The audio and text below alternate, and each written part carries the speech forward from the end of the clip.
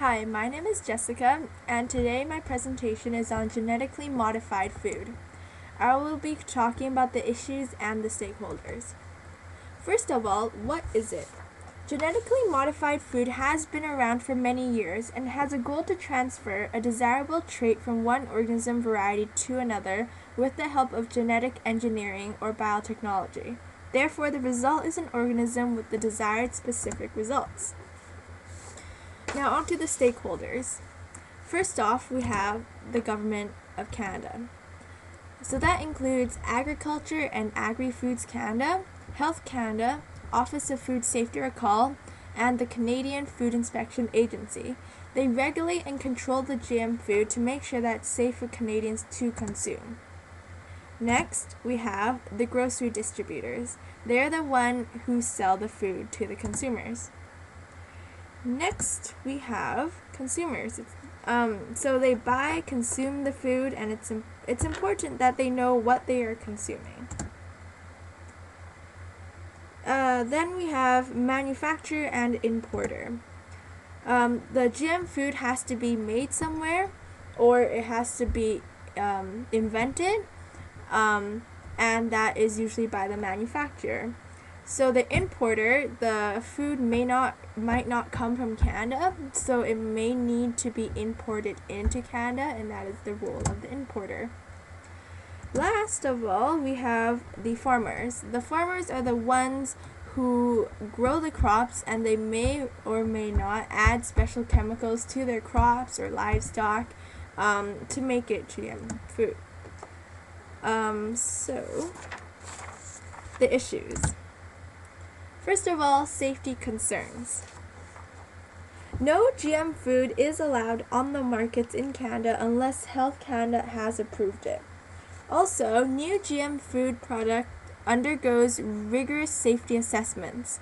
For example, the first step would be that detailed information must be given to Health Canada about the product when the manufacturer or the importer wants to sell a new GM food.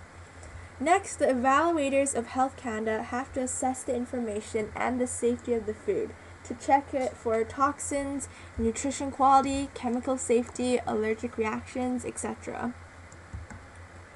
Labeling. GM food is treated the same as other food because they would only be allowed on the market after a safety assessment. Also, they must comply with the Food and Drugs Act and the Consumer Packaging and Labeling Act. This requires labels to be truthful, not misleading or deceptive. Disadvantages. Environmental hazards. This can cause unintentional harm to other organisms, reduced effectiveness of pesticides, and or gene transfer to non-target species.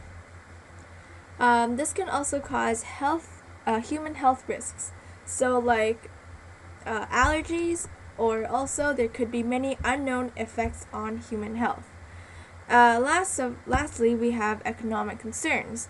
So there's pricing and unequal or unfair advantages. For example, GM food may look bigger, may have more specialties to it, may just look more perfect than what an organic fruit would look like. And there's been many conflicts about how you would price that or how you should market that and if consumers should know what they are buying or not. Next, we have advantages. So pest resistance. This has less loss of profits for farmers, less use of chemical pesticides, and also reduces the cost so that consumers may be more eager to buy the food. This also has disease resistance, so that means that it would have resistance against many viruses, fungi, bacteria, which can cause issues for both the plant and the consumer. It would also have cold tolerance, drought, and salinity tolerance. So this would mean that the plant or the animal can withstand long periods of drought, high salt content in soil, or unexpected frost. Lastly, nutrition. The scientists can add vitamins and minerals to the food so that, for example, in third world countries where there is nutrition deficiencies, um, the people will be able to become more healthy because of the added vitamins and minerals that would have been lacking in their food. Yeah. So, yeah, that's it. This is my bibliography, and thank you for listening to my presentation.